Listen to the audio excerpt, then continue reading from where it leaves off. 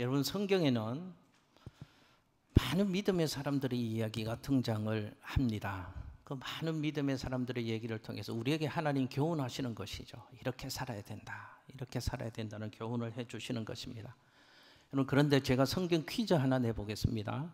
성경에 나오는 많은 인물들 가운데 가장 안타까운 인생을 살았던 사람이 누구일까요?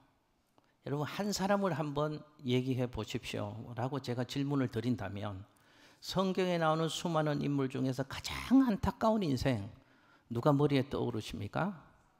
저는 제 생각하고 똑같으시네요. 저는 사울이라는 사람이 가장 안타까운 인생을 살았던 대표적인 사람이라고 제 머리에 떠오릅니다. 여러분, 왜 그렇습니까? 사울은 이스라엘의 초대 왕으로요, 하나님의 특별한 부르심을 받았던 인생이 사울이라는 사람입니다.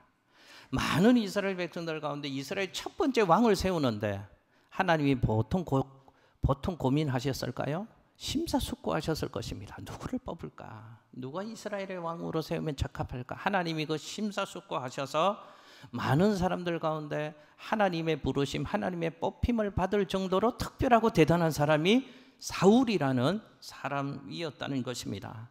모든 면에서 출중했습니다. 모든 면에서 타고냈습니다. 신분적으로 봐도 탁월한 가문에서 태어났고요, 신체적인 조건도 월등했다고 성경에 보면 그렇게 기록을 하고 있고요, 성품도 다른 모든 사람들보다 훌륭하고 겸손한 사람이 사울이었다라고 성경은 기록하고 있습니다. 그래서 대중의 인기도 한 몸에 독차지했던 그런 사람이 그 시대에 사울이라는 사람이었습니다. 참으로 대단한 사람임에 틀림이 없습니다. 그런데 성경 얘기를 보니까 안타깝게도 결국 사울이라는 사람은 하나님의 버림을 받았더라 하는 얘기가 사울 얘기의 결론으로 성경에 기록되어져 있습니다. 무슨 얘기일까요?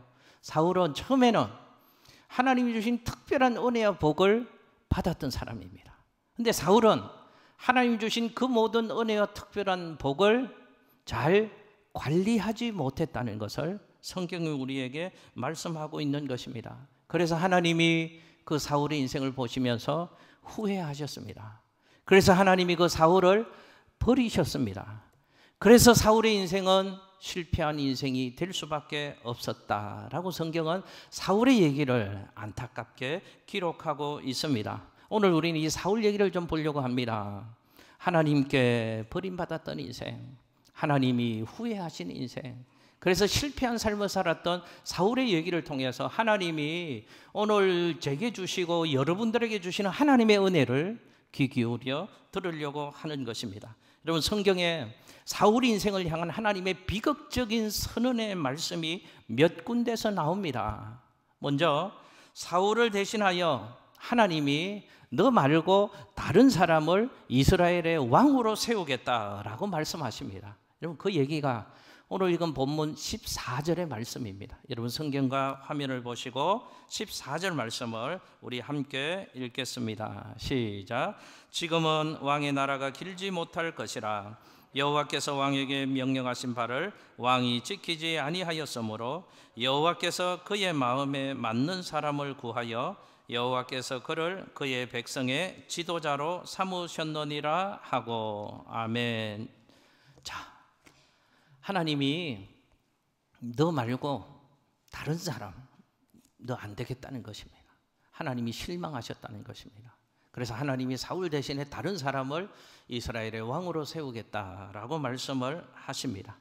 또 성경의 표현들을 보니까요, 하나님이 이런 표현 잘 안 하시는데 하나님이 오죽하셨으면 그러셨을까? 하나님이 사울을 왕으로 세우신 것을 내가 후회한다. 하나님이 사울 인생을 보면서 그렇게까지 말씀을 하십니다. 화면에 사무엘상 15장 35절 말씀을 같이 한번 읽겠습니다. 시작. 여호와께서는 사울을 이스라엘의 왕으로 삼으신 것을 후회하셨더라. 아멘. 오죽했으면 그 하나님이 후회가 된다. 이놈아, 너 왕으로 세운 거 내가 후회한다. 오죽했으면 그러셨을까요? 여러분, 또 성경에 보니까 더한 표현이 있습니다. 하나님이 사울을 보시면서 내가 너를 버렸다. 하나님이 버렸다. 라고까지 표현을 하십니다. 화면에요. 사무엘상 15장 23절 말씀을 같이 한번 읽습니다. 시작. 왕이 여호와의 말씀을 버렸으므로 여호와께서도 왕을 버려 왕이 되지 못하게 하셨나이다 하니. 아멘. 여러분, 얼마나 비참한 선언입니까? 하나님이 처음에는요, 다른 많은 사람들 중에서 그가 제일 눈에 띄셔서 하나님 마음에 믿어지셔서 이스라엘의 초대 왕으로 세우신 사람이라니까요. 대단한 사람입니다. 그런데 하나님께서 뭐라고 말씀하시는가 하면 내가 너를 버렸다. 얼마나 비참한 선언입니까? 여러분, 하나님께 버림받은 인생을 상상해 보셨습니까? 하나님은 만복의 근원이시고 복 주시기를 기뻐하시는 하나님이시고 우리 인생의 생사화복을 주장하시고 인생의 아름다운 일들을 지어가시는 하나님이신데 그 하나님이 버리셨답니다. 하나님께 버림받은 인생이 아름다운 삶을 살 수 있을까요? 하나님께 버림받고서 어떻게 행복한 인생을 살아갈 수가 있겠습니까? 사울의 인생이 비참했습니다. 하나님이 후회하시는 인생, 하나님께 버림받은 인생, 그래서 우리는 사울의 인생을 실패한 인생이라고 단정을 짓는 것입니다. 사랑하는 성도 여러분, 오늘 우리는 이 질문에 대한 해답을 좀 얻으려고 합니다. 도대체 사울이 어떻게 살았길래, 도대체 사울의 삶이 어떠했길래 하나님으로부터 버림받고 그래서 실패한 삶을 살 수밖에 없었는가? 이 질문을 던져보려고 합니다. 여러분, 이 질문은 우리에게는 대단히 중요한 의미가 있는 질문입니다. 왜냐하면 우리가 어떻게 살아야 될까에 대한 해답을 이 질문을 통해서 발견할 수 있기 때문에 그렇습니다. 오늘 말씀을 통해서 말씀의 거울로 우리를 비춰봤으면 좋겠습니다. 나는 지금 어떻게 살고 있나? 사울의 인생 얘기를 통해서 나는 지금 어떻게 살고 있는가를 되돌아봤으면 좋겠습니다. 그리고 하나님으로부터 버림받지 않으려면, 그래서 실패한 인생을 살지 않으려면 우리는 어떤 믿음의 자세를 가져야 하는가, 어떤 태도를 가져야 하는가, 어떤 마음을 가지고 우리의 인생을 살아가야 되는가를 생각해 보는 시간 되었으면 좋겠습니다. 먼저요, 왜 사울은 하나님께 버림받는 인생, 실패하는 인생이 될 수밖에 없었는가? 첫 번째, 성경이 이렇게 얘기합니다. 사울은 부르심의 은혜를 잊어버린 삶을 살았다. 자신의 소명을 망각했다. 그래서 하나님이 그 인생을 버리셨다라고 성경은 우리에게 교훈을 줍니다. 여러분, 사무엘상 오늘 본문이 13장의 말씀인데요, 사무엘상 13장의 말씀을 가만히 읽어보면 사울의 인생이 하나님으로부터 버림받은 결정적인 원인이 있다는 것을 우리에게 말씀하는 장면이 나옵니다. 사울이 이 당시 전쟁을 앞두고 있습니다. 전쟁을 앞두고 있으니까 너무 불안하겠죠. 불안하니까 하나님께 예배를 드리려고 합니다. 그 당시의 표현으로는 하나님 앞에 제사를 드리려고 합니다. 그래서 제사를 드리려고 제사장 사무엘이라는 사람을 초청하게 되어집니다. 왜냐하면 그 당시의 제사는 아무나 집례하지 못했습니다. 제사장이 제사를 집례할 수 있었기 때문에 사울 왕은 제사장 사무엘을 제사 드리기 위해서 초청했던 것입니다. 근데 사건이 일어납니다. 여러분, 화면에 사무엘상 13장 8절에서 9절 말씀을 같이 한번 읽습니다. 시작. 사울은 사무엘이 정한 기한대로 이레 동안을 기다렸으나 사무엘이 길갈로 오지 아니하며 백성이 사울에게서 흩어지는지라 사울이 이르되 번제와 화목제물을 이리로 가져오라 하여 번제를 드렸더니. 아멘. 보십시오. 이게 그냥 보통 일일 것 같은데 하나님은 이 사건을 보통 사건으로 여기지 않는다는 것에 우리는 좀 주목해야 됩니다. 무슨 일인가 하면 사울 왕이요, 제사를 드리기 위해서 제사장 사무엘을 기다리고 있다가 자기가 생각했던 때, 약속했던 때 사무엘 제사장이 오지 않습니다. 기다리다가 지쳐서 그 제사를 누가 집례했다고 성경은 말씀하는가 하면 제사장 사무엘이 오지 않았는데 왕인 사울 왕이 그 제사를 집례했다고 성경은 말씀합니다. 여러분, 가만히 보십시오. 이게 사울이 부름받은 자리는 어디였습니까? 이스라엘의 왕으로 부름받았습니다. 사울의 소명은 왕의 소명을 감당하는 것입니다. 그런데 제사장 사무엘은 제사장으로 부름받은 사람입니다. 그의 소명은 제사를 집례하는 것이었습니다. 이 하나님의 시각에서 보면 사울 왕은 제사를 집례하면 안 되는 것입니다. 그런데 사울 왕은 제사장을 기다리다가 더 못 기다릴 수 없는 상황이 되어지니까 자신이 제사를 집례했다라고 성경은 말씀하고 있습니다. 여러분, 이 부분을 성경은 매우 중요하게 지적한다는 사실을 잊지 마십시오. 사울은 잊어버렸습니다. 급하니까요. 상황 때문에요. 뭘요? 내가 누구인가? 하나님이 나를 어디에 불러주셨는가? 부름받은 내가 해야 될 일이 무엇인가? 부름받은 내가 하지 말아야 될 일이 무엇인가?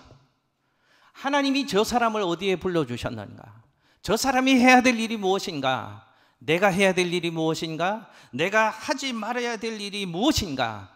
이 사실에 대한 분명한 이해를 사울은 하지 못했다는 것입니다. 자신의 부르심의 은혜를 잊어버렸습니다. 자신의 소명을 망각했습니다. 이해가 되죠? 사울은 이랬을 것입니다.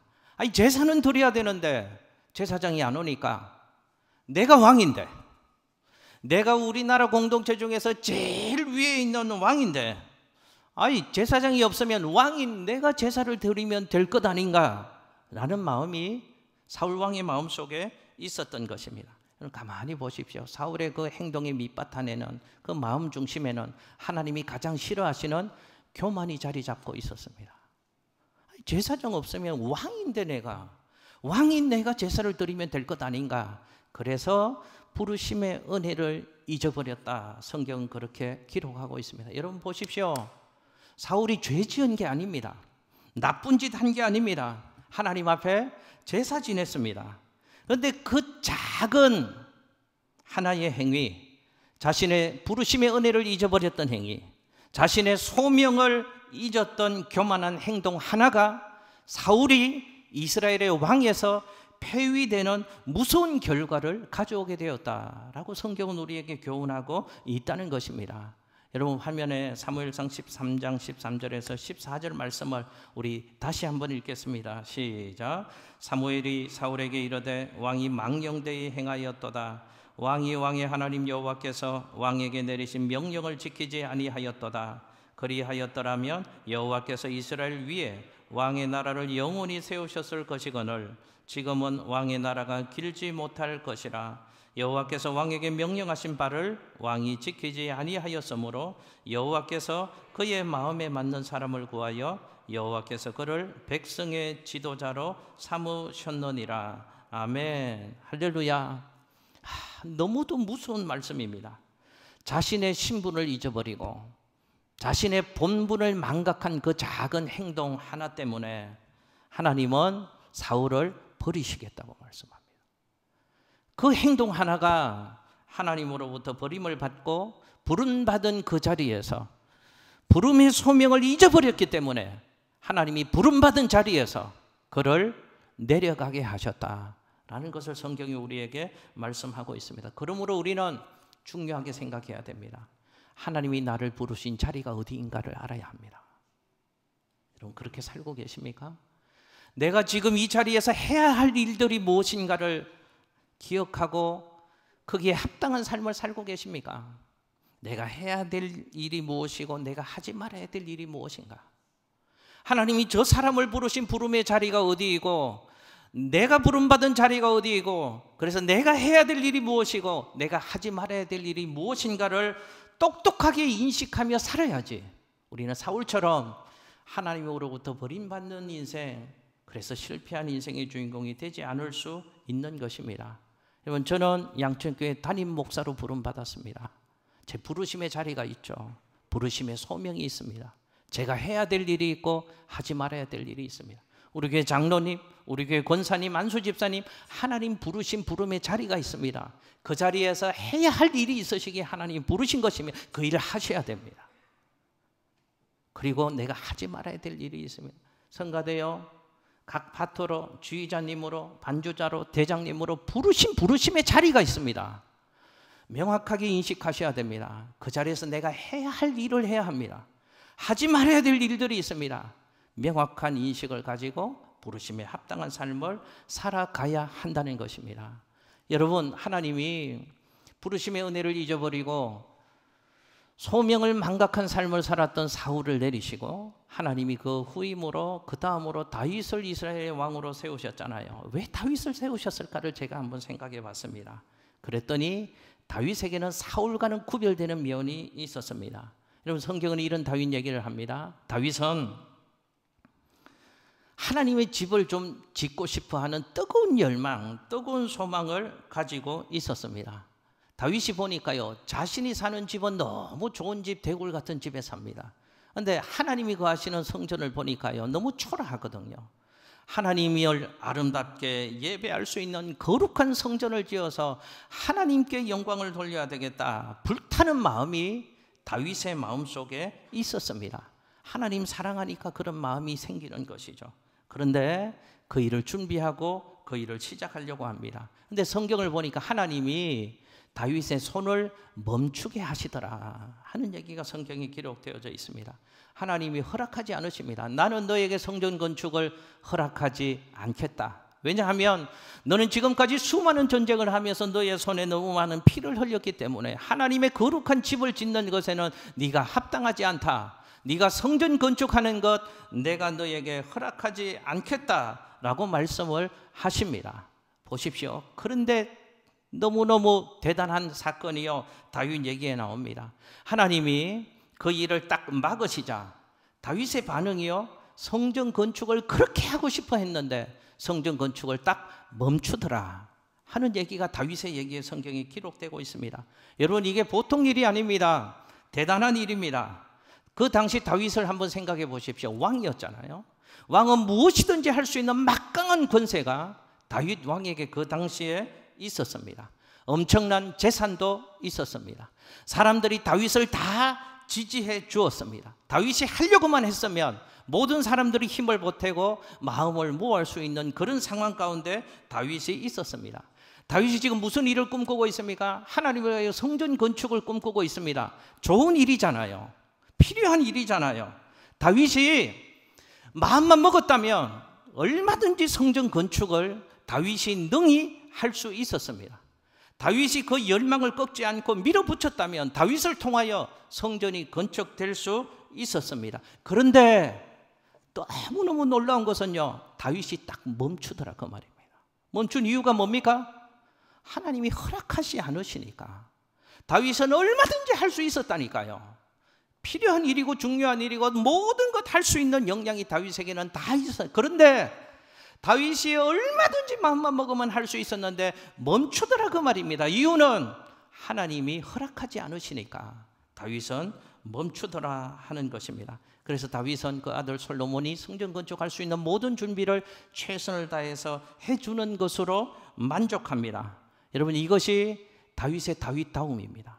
이것이 하나님이 사울 대신 다윗을 쓰신 중요한 이유입니다. 여러분 보십시오. 다윗과 사울은 똑같은 이스라엘의 왕이었습니다. 그런데 사울은 자신의 부르심의 은혜를 잊어버렸습니다. 자신의 소명을 망각했습니다. 사무엘이 해야 할 일을 해버렸습니다. 그래서 하나님이 사울 왕을 내리신 것입니다. 다윗도 왕이었습니다. 그는 얼마든지 할 수 있었음에도 불구하고 하나님이 불러주신 일이 아니라는 것을 알고는 멈추었습니다. 얼마든지 할 수 있었고 해야 되는 일인데도 하나님이 부르시지 않은 일이란 내가 할 수 없다라는 그 중심이 있었기에 그는 멈췄습니다. 그랬더니 하나님이 그를 더 귀하게 높이시고 쓰셨더라 하는 얘기가 성경이 우리에게 주는 첫 번째 교훈입니다. 축복합니다. 하나님이 우리에게 주신 소명을 잊지 마십시오. 부르심의 자리가 있습니다. 하나님이 나를 통해서 하시기를 원하는 일이 있습니다. 여러분, 일부 예배 때 CBS 방송 사장님과 임원분들이 저에게 와서 예배를 드리고 인사를 하셨습니다. 저 일부 예배를 듣고 이 말씀 드렸더니 CBS 사장님이 4년 임기인데 하나님이 한국 교회와 CBS 사역을 위해서 왜 나를 부르셨는가, 부르심의 이유가 있다, 다시 한번 생각했습니다. 그 말씀을 저한테 주시더라고요. 맞습니다. 하나님이 까닭 없이 그 자리에 두시지 않습니다. 가정 안에서도 아버지의 부르심, 남편의 부르심, 어머니의 부르심, 아내의 부르심, 교회 안에서 성도의 부르심, 부르심의 자리에는 하나님 불러주신 소명이 있습니다. 내가 해야 할 일이 무엇인가, 하지 말아야 될 일이 무엇인가 명확하게 인식하고 부르심에 합당한 삶을 열심히 살아가시기를 예수님 이름으로 축복합니다. 두 번째, 사울은 작은 것에 불순종했다라는 것을 성경이 지적합니다. 작은 것에 순종하는 것의 소중함을 몰랐던 사람이 사울이라는 사람이었다. 그래서 하나님이 그를 버리셨다라는 얘기를 성경이 우리에게 들려주고 계십니다. 여러분, 사울이 그 당시 아말렉과 전쟁을 하는 일이 있었습니다. 그런데 그 아말렉과의 전쟁은 사울이 원했던 전쟁이 아니고 하나님이 하게 하셨던 전쟁에 사울 왕이 참여하게 된 것입니다. 그런데 하나님이 그 전쟁을 명령하면서 사울에게 한 가지 원칙을 제시하셨습니다. 그 원칙이 뭔가 하면 아말렉과의 전쟁에서 아말렉을 쳐서 진멸시켜라. 남김없이 모조리 진멸시켜라. 그것이 하나님이 주신 전쟁의 원칙이었습니다. 그런데 사울은 전쟁에 나가서 하나님 말씀대로 순종하지 않았다는 것을 성경이 말씀합니다. 여러분, 화면에 사무엘상 15장 9절 말씀을 함께 읽습니다. 시작. 사울과 백성이 아각과 그의 양과 소의 가장 좋은 것 또는 기름진 것과 어린 양과 모든 좋은 것을 남기고 진멸하기를 즐겨 아니하고 가치 없고 하찮은 것을 진멸하니라. 아멘. 할렐루야. 하나님은 뭐라고 명령하셨다고요? 아말렉과의 전쟁에서 남김없이 다 진멸해라. 그 말씀을 받고 전쟁에 나가서 싸우는 사울은 어떻게 했다고 기록하고 있습니까? 좋은 것은 다 남겨두었답니다. 가치 없는 것만 진멸을 했답니다. 여러분, 화면의 성경 또 한번 읽어볼게요. 사무엘상 15장 20절에서 21절 함께 읽습니다. 시작. 사울이 사무엘에게 이르되 나는 실로 여호와의 목소리를 청종하여 여호와께서 보내신 길로 가서 아말렉 왕 아각을 끌어안고 아말렉 사람들을 진멸하였으나 다만 백성이 그 마땅히 행할 것 중에서 가장 좋은 것으로 길갈에서 당신의 하나님 여호와께 제사하려고 양과 소를 끌어왔나이다 하는지라. 아멘. 할렐루야. 자, 왜 순종 안 했을까요? 제가 한번 상상의 나래를 펴봤습니다. 사울이 이렇게 생각할 수 있었을 것 같습니다. 아니, 하나님이 명령은 그렇게 하셨지만 100%다 진멸할 이유가 뭐가 있겠나? 아니, 가치 없는 것들 다 진멸했는데 좋은 것들까지 왜 낭비적으로 없앨 이유가 뭐가 있겠나? 기름진 것, 좋은 것, 폼나는 것은 남겨두었다가 이것 가지고 다른 데 쓰지 말고 하나님 예배하는데 제물로 쓰면 아이, 하나님도 더 기뻐하시지 않겠나? 자기 나름대로, 자기 기준으로, 자기 생각으로 하나님의 말씀을 판단했다고 성경은 기록하고 있습니다. 여러분, 사울에 보십시오. 하나님 말씀보다 뭐가 기준이었습니까? 선택에 자신의 생각이었습니다. 자신의 경험이었고 자신의 가치가 무언가를 결정하는 기준이었습니다. 하나님 말씀보다 더 중요한 원칙이었습니다. 하나님이 그렇게 말씀하셨지만 내가 알아서 적당하게 합리적으로 좋은 쪽으로 판단하면 되지 않겠나? 그 마음이 사울에게 있었다 하는 것입니다. 여러분, 이 사울의 모습이 저와 여러분의 모습 아닙니까? 우리가 이렇게 신앙생활 하는 것이 우리의 모습 아니냐 하는 것입니다. 설교 말씀을 듣고 나갈 때도 이렇게 생각하지 않으십니까? 사울처럼. 목사님, 설교는 그렇게 하셨지만 세상 속에서 100% 어떻게 그렇게 살 수 있습니까? 못 삽니다. 목사님 말씀은 잘 들었는데 그런 정신으로 살라, 그런 뜻이잖아요. 그렇게 살겠습니다. 이렇게 생각을 합니다. 교회에서 이렇게 얘기합니다. 예배가 중요합니다. 목숨 걸고 예배 드리셔야 합니다. 라고 말씀을 드리면 아멘은 하시지만 마음 한켠에는 목사님, 주일 예배만 안 빠지면 되는 것 아닙니까? 이 바쁜 세상 코로나 상황 속에서 예배 자리 나오는 것만 해도 목사님 고맙게 여기셔야 됩니다. 엄청 고맙습니다. 대단히 고맙습니다.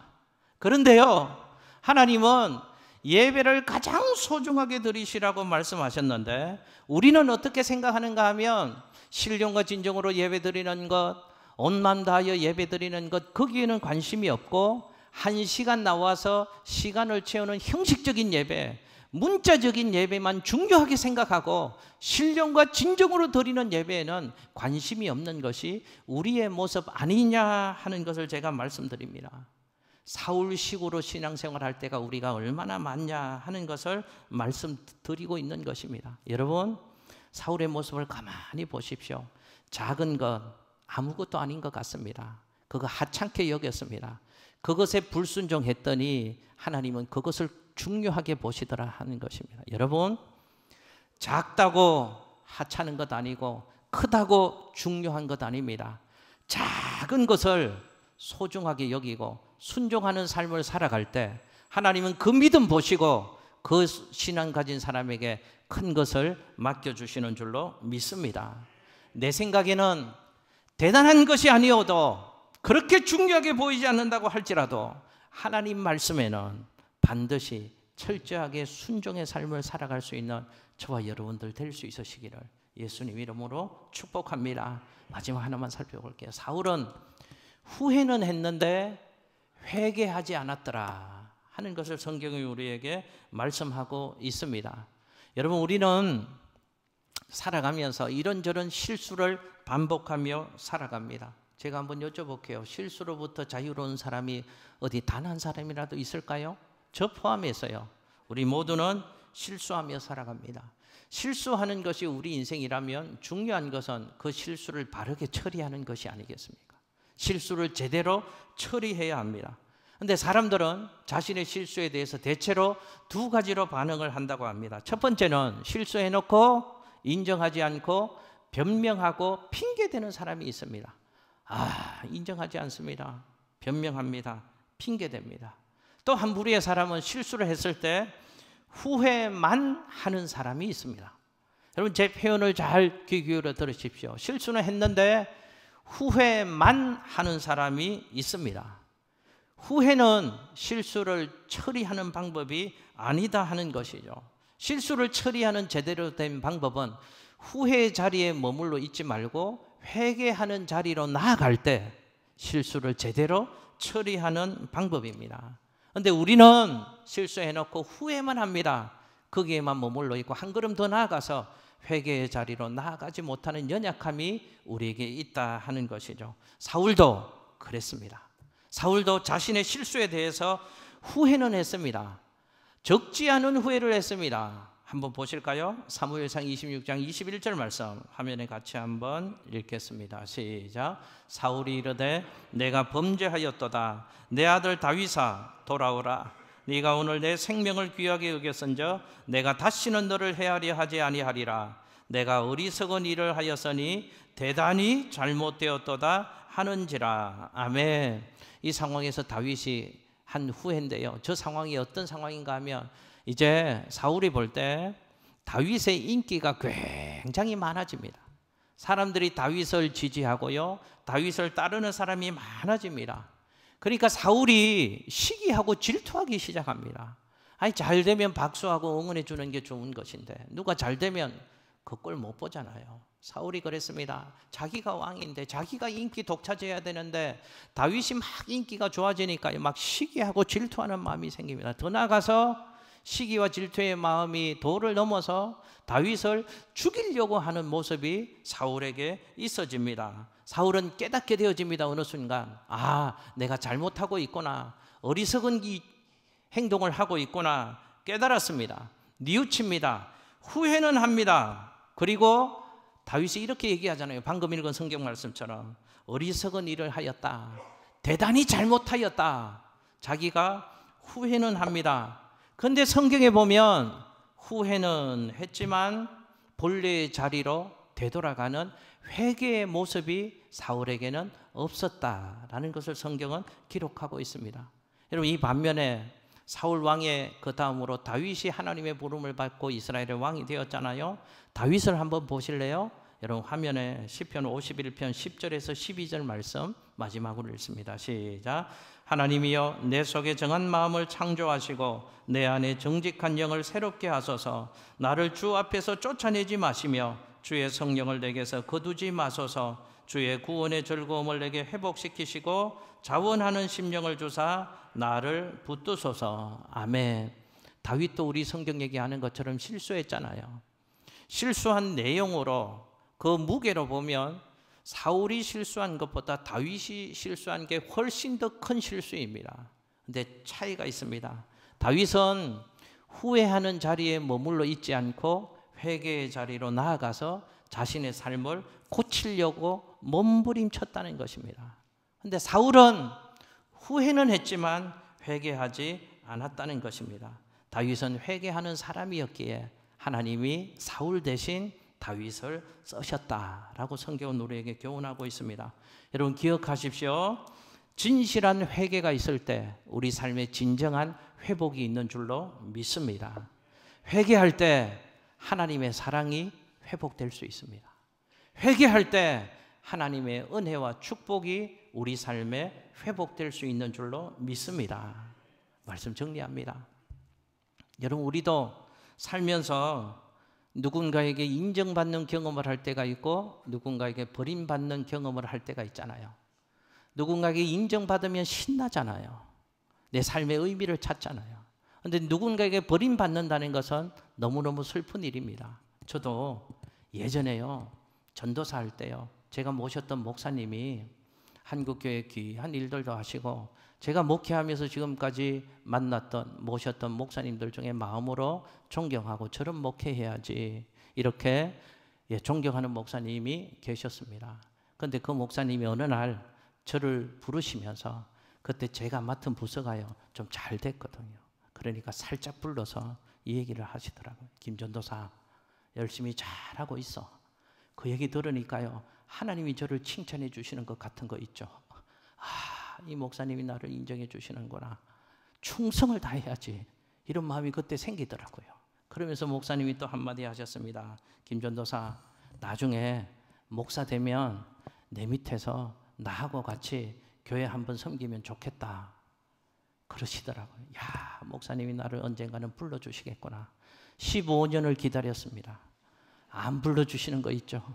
그러다가 은퇴하셨습니다. 여러분 보십시오. 사람에게 인정받는 것도 너무너무 신나더라고요. 저분이 나를 인정해 주는 거라. 사람이 나를 불러준다는 것 생각만 해도요 마음 설레는 일입니다. 반대로 얘기해 볼까요? 인정받지 못하고 부름받지 못하는 것 슬픈 일이잖아요. 하물며 사람에게도 그런 기쁨이 있고 그런 슬픔이 있는데 하나님으로부터 버림받는다? 슬픔 중에 슬픔 아닐까요? 비극 중에 비극 아닐까요?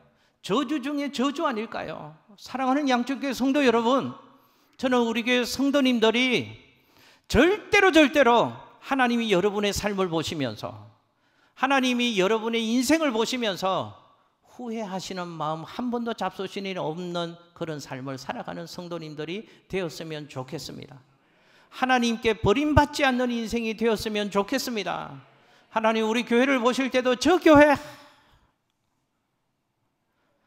후회하지 않는 교회, 하나님이 버리지 않는 교회, 다윗처럼 저 교회면 되겠어, 저 사람이면 되겠어, 저 성도들이면 되겠어, 하나님의 마음이 막 설레이시고 우리를 기뻐하시고 그래서 사울 대신 다윗을 세우신 것처럼 우리 성도들, 우리 교회를 하나님의 그 영광스러운 나라와 일을 위하여 구별하여 세우시는 그 거룩한 역사가 여러분의 삶 가운데 우리 교회 안에 있게 되시기를 예수님 이름으로 축복합니다.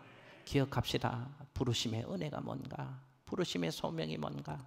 작은 것을 중요하게 순종합시다. 그리고 후회하지 말고 회개하는 그리스도인의 삶을 살아갑시다.